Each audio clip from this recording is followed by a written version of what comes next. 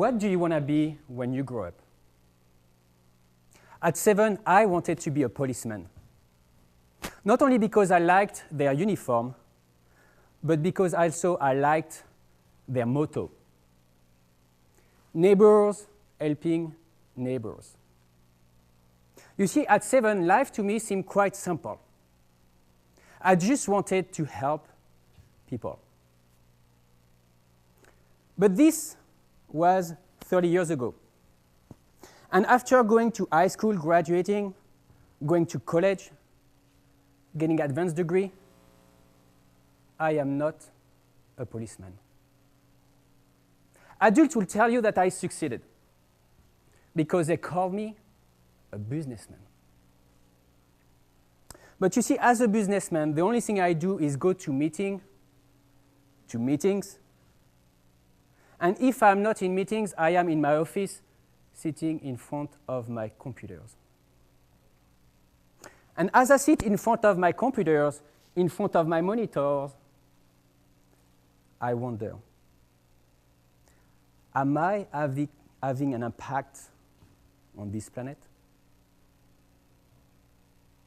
I stopped asking myself that question when I met Anna from 1 Million Lights. 1 Million Lights is a non-profit organization located in Palo Alto and whose mission is to distribute solar-powered lights in offline, off-grid rural areas all around the world. When I met Anna, she showed me one of those lights. And immediately, I recognized a solar panel. A PV cell, as I call them. This actually is a piece of technology on which I was working on a day-to-day basis. So when I looked at that light, I smiled. Because in that light, there was a little bit of me. But Anna touched me even more when she told me about Combo. Combo doesn't play video games. He doesn't have a computer. He never watched TV. In his home, Combo has no electricity. Combo doesn't live in Palo Alto. Combo lives in Kenya, Africa. Combo is from a tribe called the Maasai. And if Combo was here today and had one request, he would ask for one light. Should we give a light to Combo? That was the question that Anna asked me.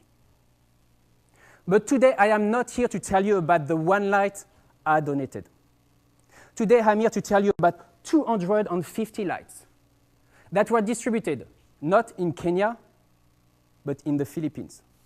Not by me, but by one of you, a junior from this high school. And her name is Sierra Fan.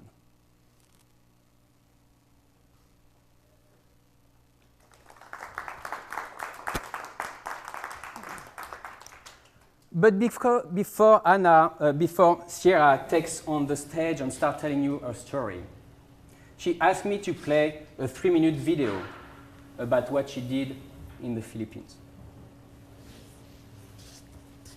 Can you play the video, please? Yeah. Which button do I push? You play the video? Nope. It's gonna work? Come on. I guess the video isn't.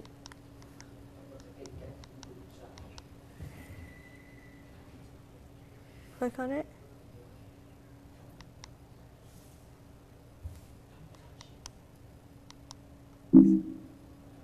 Sorry.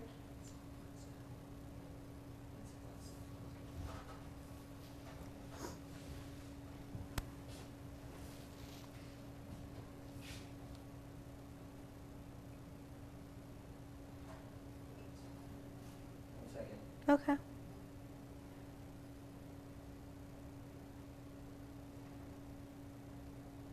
Okay, if the video isn't going to play, I can continue with my presentation.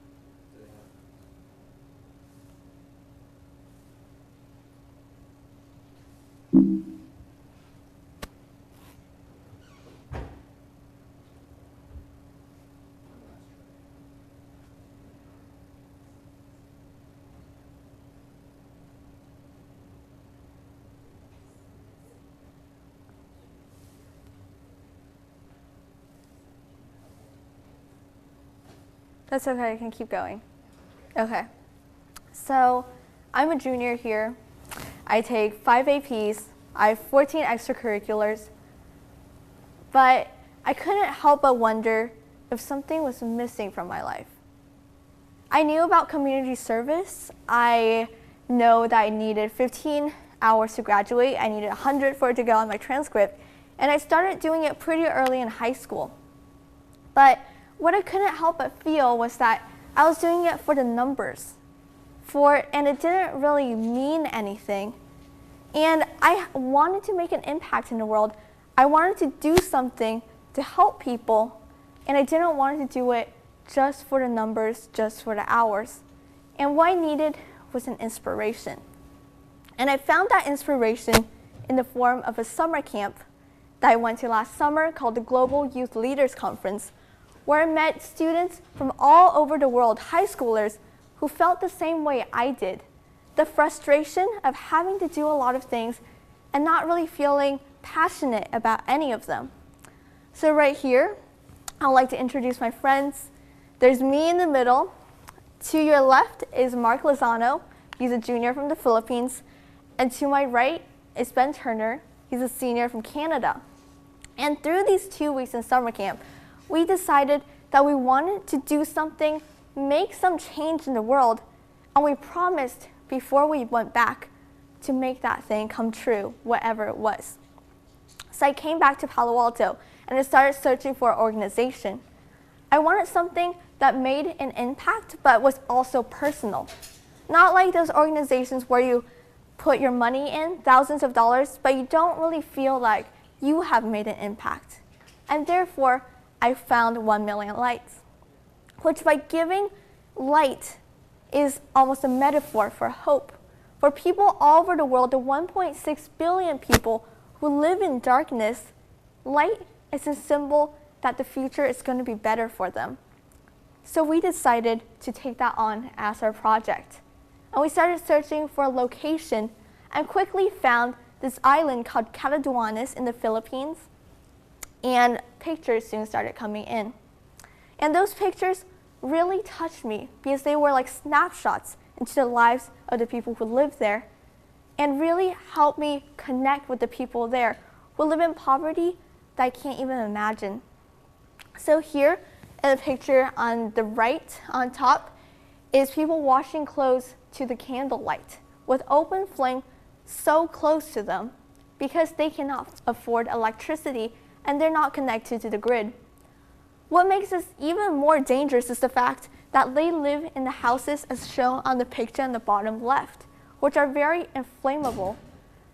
So if there was any accident with the open flame, everything they've known could quickly go into flames and be destroyed. And the bottom right shows a woman holding on to her kerosene lamps that she used. Even kerosene, which to us seems so undeveloped, as we see the slideshow with electricity, with the lights shining on me. But for them, even kerosene is a privilege. It takes anywhere from 1/3 to 1/2 of the income just to buy the kerosene, and it's not even the best thing for them. Having these lights is the same as smoking 4 packs of cigarettes a day, every day from the time they are born. Can you imagine the health impacts of that? So those pictures really made me feel that I wanted to change their lives for the better. And we got started with our process, and it started coming along pretty well. The money was really easy. With the international efforts from students in the Philippines, in South Africa, in Canada, and here in Palo Alto, we quickly raised $5,000 for the 250 lights we were going to give. But what was hard was that a month before our actual planned distribution, things out of our control started to fall apart. There was one roadblock after another. There's problems with the logistics, there's problems with shipping, there's problems with manufacturing, there's legal problems considering intellectual property rights, and everything became completely a mess, and it was definitely out of our control. And the thing that hit me the most was that a lot of adults who were dealing with us just looked at me and saw another 16-year-old girl, a high schooler, who they thought maybe had dreams too big for her to fulfill. Saw teenagers that maybe had goals that were too high for them to do. I was frustrated, but that only made me more determined. I wanted to prove those people wrong, and I could do whatever I wanted to if I wanted to make a difference in this world. So even if that meant calling the US, the Philippines, the Chinese embassy every day in the last week before the distribution, we were going to work as hard as we could to help this come true. And finally, even though we weren't even sure only a few days before distribution whether the lights were going to come, it finally did. And it was definitely empowering to see that even teenagers like ourselves could make a difference like that and not be turned down by the many obstacles we faced. So time to see the actual traveling to the Philippines that I did last month in April. And just to give you a basic idea to where I went to, I have a picture on the left of a map of the Philippines, and the island in the red is Catanduanes, where I went to. And one thing that really hit me was how undeveloped the area was. So I came down on our plane into the biggest city called Virac on the island, and here's the airport. I was expecting the normal glass and steel structures I usually see, but here, as you see on the picture, it's just this one-story building, and here's me thinking, well, I'm a 16-year-old traveling to a whole different country that I've never been to. What am I getting myself into? But what really drew me in and helped me come with it was, first, the sheer beauty of such a place. As you see in these pictures, on the right are the pristine beaches, miles and miles of them, and the lush forests on the island. And what really touched me was that I was really drawn into the community, into almost a sense of family. According to custom, I quickly began to call the adults Tito and Tita, which in Tagalog means aunt and uncle. And even before I knew it, I was a part of their community and a part of even their family. And I really felt I was adopted into that, and it felt like I belonged.